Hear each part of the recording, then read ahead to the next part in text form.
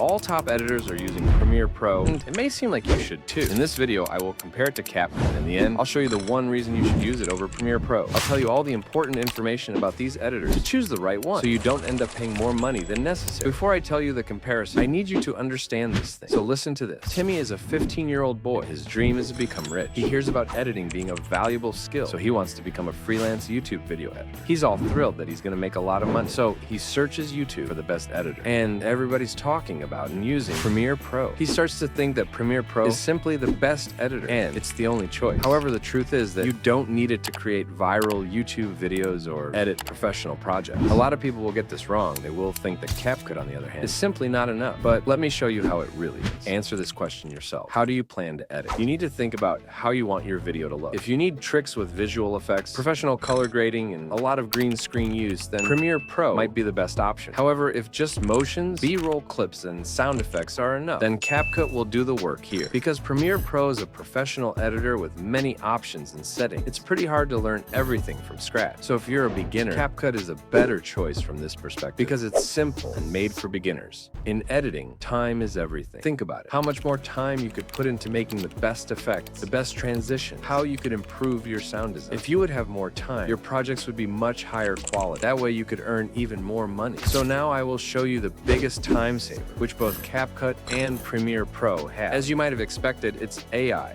Let me show you how they utilize it. This one is such a must-have. Yeah, it's simple, but auto captions save you so much time. This is especially a handy feature if you're creating short-form content where captions are used everywhere. It has Capcut as well as Premiere Pro. This new feature blew my mind when I saw it for the first time. Premiere Pro calls it text-based editing and Capcut transcript-based editing. AI is not just generating random pictures, but it's automatically editing. It first creates a transcript of a video you want to edit and then marks pauses and bad takes, which you can then delete in one click. This can save you literally hours of editing. One day, I was about to test the transcript-based editing feature in Capcut, but after I deleted the app and then updated it, it still wasn't there. Later, I found it in their online editor where it worked fine. They also both have a speech-enhancing feature, which works really well. I tested it myself, and the results seriously shocked me.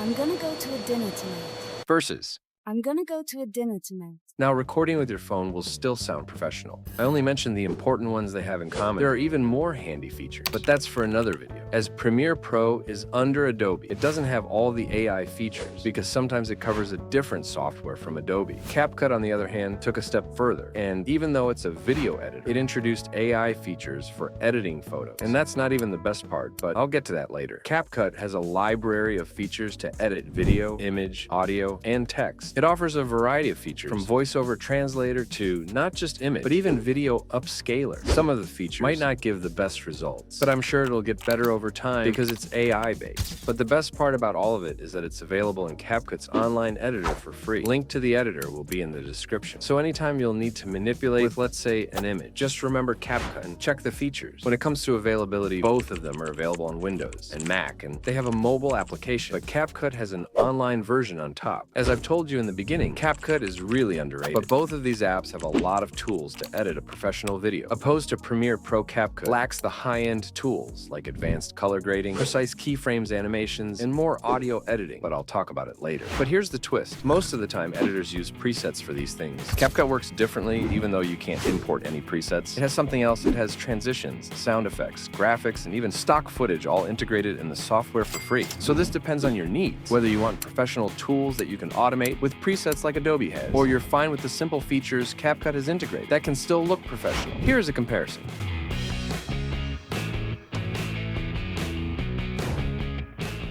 As you can see, even though Capcut isn't a professional software, it does really well.